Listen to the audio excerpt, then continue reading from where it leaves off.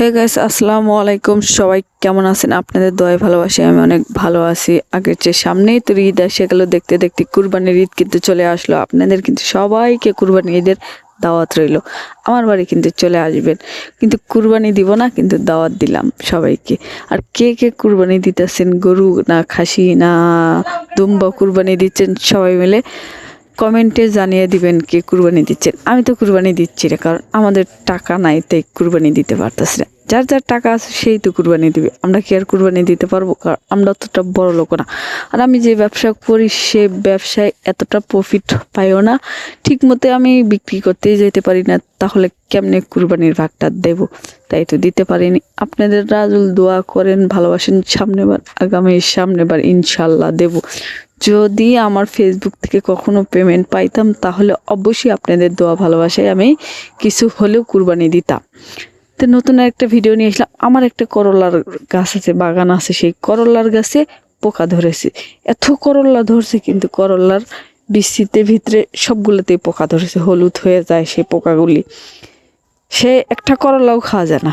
এই কারণে একজন আমাকে বুদ্ধি দিয়েছে, মেগুনি গাছের গোটাগুলো আছে, ওগুলোর ভিতরে বিসিডি আছে, সেই বিসিডি পানিতে ভিজিয়ে রাখবেন 5 দিন। তারপর ওর ভিতরে একটু হুইলের গুঁড়া দিবেন, শ্যাম্পু দিবেন, তারপরে স্প্রে করে আপনি করলার গাছে দিবেন। তারপরে দেখবেন যে আপনার করলার গাছের কি ম্যাজিক হয়ে যায়, কারণ আপনার সাউন্ড করলার গাছে আর পোকা থাকবে না।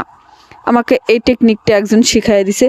তারপরে আমি কি করলাম, মেগুনি গাছের ওই বিচিগুলো অনেকদিন আনতে হারিয়ে গেছে, পরে খুঁজে নিয়ে আসলাম। খুঁজে নিয়ে একটু ভিজিয়ে রাখলাম 5 দিন আগে, ভিজিয়ে রেখে তারপরে হুইলের গুঁড়া, তারপর শ্যাম্পু এগুলো মিক্সড করে স্প্রে করে করলার গাছে দিলাম। দেখি ইনশাল্লাহ কি হয়। যদি বৃষ্টি হয়ে যায় তাহলে তো সব কিছু ধুয়ে যাবে, এত দিনের আমার এত কষ্টের বিফলে চলে যাবে। এত কষ্ট করে মনে করেন করলার গাছে নিচেতে মনে করেন যে স্প্রে করে দিতেছি। আমার এমনিতে সমস্যা, মেরুদণ্ডের হাড্ডির সমস্যা, এই কারণে আমি এমনি পারি না। তারপরে এই ধূপটা নিয়েছি, আমার চেয়ে মনে হয় এই ধূপটার ওজন বেশি।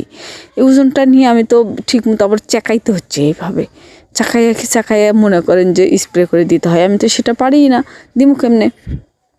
তারপর অনেক কষ্ট করে দিলাম, কি আর করার।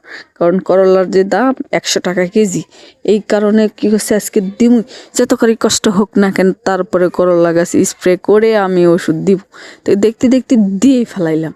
এদিকে একটু মরিচের গাছ আছে, আর গাছ আছে, ওগুলো তো দিলাম, যে দেখি কতটুকু কাজ করে। যদি কাজ করে তাহলে আপনারা সবাই কিন্তু আপনাদের ছাদ বাগানে যদি কখনো এরকম ধরে, তাহলে সবগুলা গাছে ট্রাই করবেন। উনি আমাকে বলছে তুমি সব গাছেতেই দিতে পারো।